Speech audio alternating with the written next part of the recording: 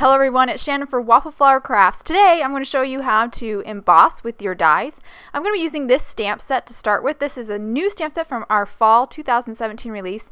This set is called Stitched Morning Glories. It is a cross-stitch layering stamp set.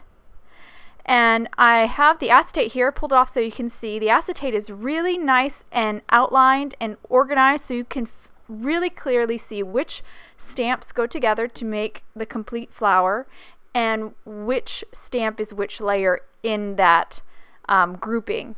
And in addition to that, there's little numbers that indicate how to line up each stamp, so really easy to use. Also really excited, there is a matching die to go with the Stitched Morning Glory, so I'm really excited about that. And this wonderful embroidery hoops die, this is also new from the fall 2000 release, perfect for these cross-stitch stamp sets. I'll also be using this stamp set. This is called Planted. I'm going to use a sentiment from there, and this beautiful lacy panel die. I'm going to start with just a scrap of 110-pound white cardstock. I just grabbed the hoops there just to make sure I have enough to do just that inner circle, and I do. And I'm lining up. Now this, I made and stamped and die cut a posy, or I'm sorry, a Morning Glory, and now I'm just using that to help me position to make sure that when the completed flower will fit in that on that scrap, that it gives and still give me enough room to die cut a perfect circle. So that's all I'm using that scrap for right there. It's definitely a good idea to make with this set, to make the 3 flowers, stamp them and then die cut them out, because it really helps with positioning and designing your cards. That's a big tip. I do that now with all the cross-stitch stamp sets, because right now you only have a flower and you want to stamp the leaves too, so that's how you know how big this is going to end up. So right now I'm doing my favorite technique with these cross-stitch stamp sets. I'm just partially inking up the stamp, just the edges of the flower, the Morning Glory, with a darker shade of pink, and this will create a gradation. So it's a little bit darker on the outside and gets a little lighter on the inside. This adds just some great depth to this image. So now I'm going to show you how I position these layer stamp sets. So I'm using that acetate that the stamps come on. I just pulled off all the stamps off of that acetate, and I'm storing them on the blank acetate, just the one with no printing on it. I'm storing the stamps on that.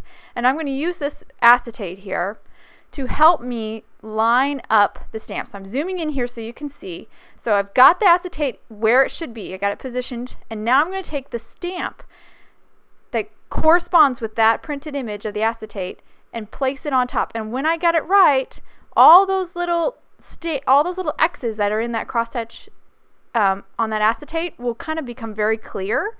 So that's how I know I've got it all lined up. So once I've got it lined up, I fold my MISTI over and pick up my stamp, and I'm ready to now stamp the next layer in this Morning Glory.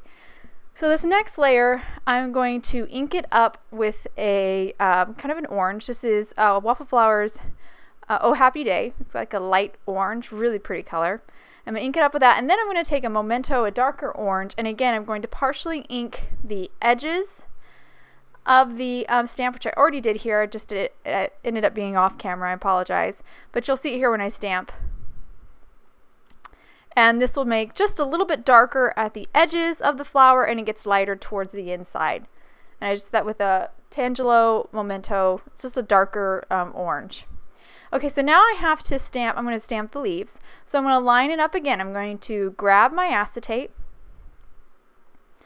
and make sure your paper is definitely in the corner when you do this, because you don't want to line it all up according to your paper being off of that 90-degree corner that your MISTI provides. You want to make sure that paper is nice and wedged in that corner. Now I'm taking the acetate, lining it up, and now I'll take my stamp and line it on top of those little X's that are on the acetate, and those X's become clear when the stamp is lined up perfectly. Little hard to capture on film even when I zoomed in, but it's a lot easier when you're doing it yourself. You'll see it.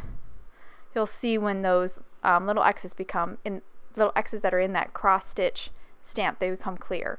So I'm inking this up in Memento Pear Tart. It's like a light olive green. And now I'm going to do a little bit of partial inking again with bamboo leaves. just inking up the edges of the leaves and the base of the stem, so it's a little darker. It just adds a little depth to the image. And then I have one more layer to do in this flower, and that is the very center of the flower. It's one small stamp. So I'm going to, again, line up my acetate. I do it every single time, even for a small stamp like that. I just find this is the easiest way to line up layering stamp sets, especially ones that require precision, like these cross-stitch stamps do. So I'm just going to line it up here, and then I will hold the acetate down with my magnets. I don't want it to slip and slide on me after I've got it all lined up. And then take my stamp and line my stamp up according to those little X's that are on the acetate. So the stamp is lined up perfectly with the printed acetate image. Just double checking on the sides here. And then I'll pick up the stamp, and then I'm going to ink this up in a very light yellow. This is a Waffle Flower ink called You Said What. And then I'm done. So that is completed. That Morning Glory is finished. So now I went ahead and took the embroidery hoops, the largest one, and die cut the flower out. And I don't worry about, I didn't have enough white to do the frame, but that's okay. I'm going to do the frame with a wood pattern paper later. Now I'm going to show you how to emboss with 3 die cutting machines. So this is the Sizzix Big Shot. And you're going to want to open up to platform 1, put down your cutting plate, put down a silicone rubber mat. This is a Sizzix one. They're very inexpensive, probably not more than $10, and you'll use so much. And then the paper, and then your die, blade side down into the mat, and then the cutting plate on top. That's the recipe for a Sizzix Big Shot. Now this is a Cuttlebug. You have your platform, your B plate.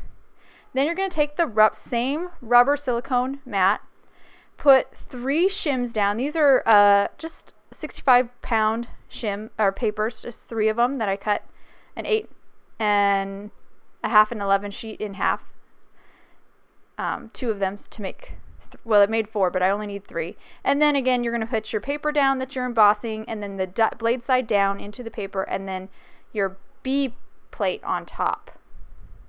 And this is a Spellbinders Platinum 6. So you have your plate, your platform, your plate, and then the embossing mat. And then you would need one more thing after you do your paper and your die. You need an embossing pad, which I do not have. So that's something additional that you need. So I can't do that. I can't do the Spellbinders today, but I'm going to use the Sizzix today.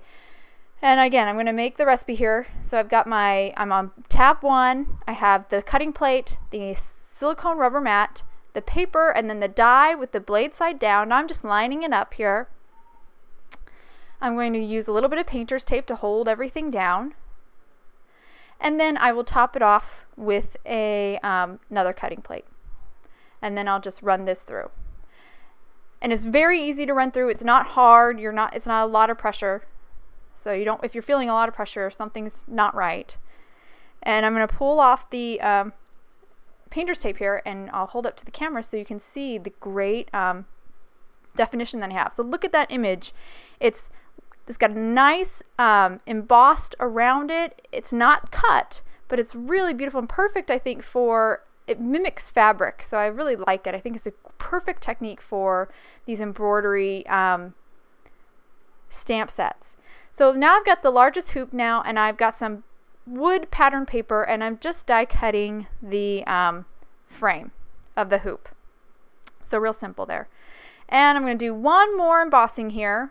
I've got my top folding card base here. So I've opened it up again to tab 1. I've got my cutting plate, my embossing rubber silicone mat, my paper, and then I'm using the lacy panel die. I'm just going to angle it here, put a cutting plate on top, and then I'll run it through. And this will, again, emboss that die. So it doesn't cut through, but it embosses and presses it in so you have some nice texture. Very cool technique. Actually, this has been around a long time. I've never tried it before, though, until this video, and I love it. It's just so cool. Sunshine made a card for the release, and I was so inspired. I asked her if it would be okay if I did this technique for you guys so you could see it, because I just think it's so perfect for these cross stitch stamp sets, especially with the addition of the dies that we have now for the Morning Glories. Okay, so I'm taking a sentiment from that planted stamp set. It says bloom where you are planted, and now I am trying to get it to curve. I'm picking up the edges of the words or the sentiment and getting it to curve along to match the curve. There we go. Match the curve of that circle for the inner hoop. And I decided to pull out that hoop die, and that will help me a little bit too, so I'm not having to go so much back and forth like you saw me before. I was kind of folding my MISTI back over and seeing how it matched, and then opening back and adjusting. This helped a little bit, so I did use that die to help, and I still tweak it here a little bit because I just can't leave something alone. I gotta try to make it perfect here. So I'm tweaking this a little bit, getting it to stick. Sometimes if you're lucky, you can do this on an acetate, like the grid that I have there. Sometimes your stamp will stick right on there and you can just get it, but my stamp was not sticking to that acetate grid at all, so it was just lying completely flat. So I had to do all the adjusting while it was on the MISTI.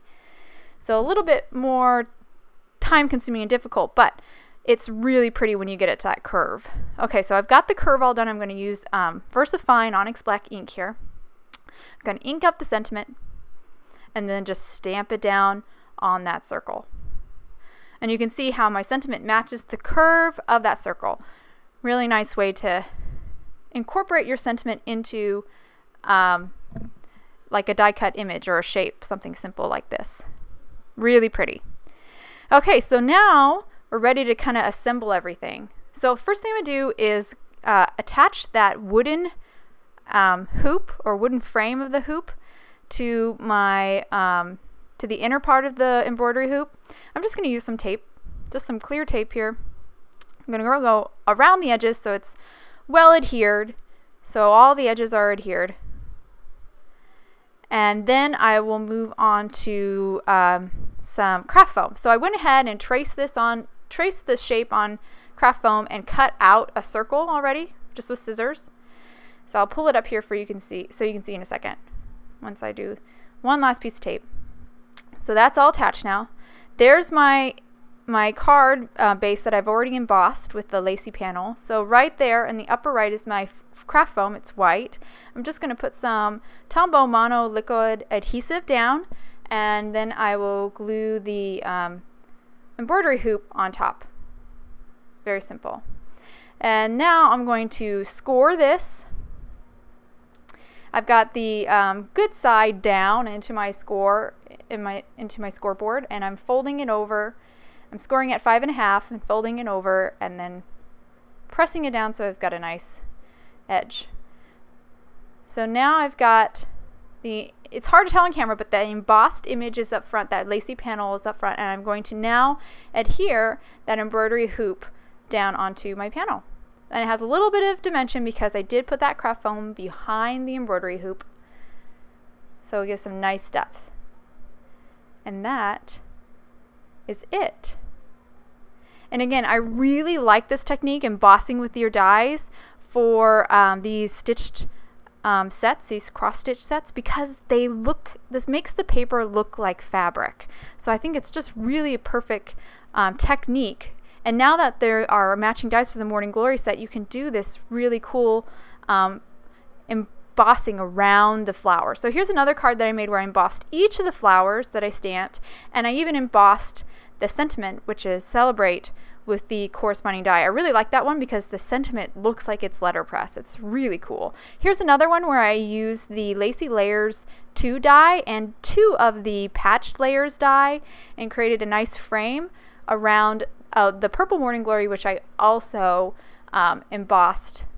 So this is a really cool technique, not new, but new to me, and I hope some of you guys have never tried it before, or if you have, maybe try it with some of these cross-stitch sets because I think it's perfect.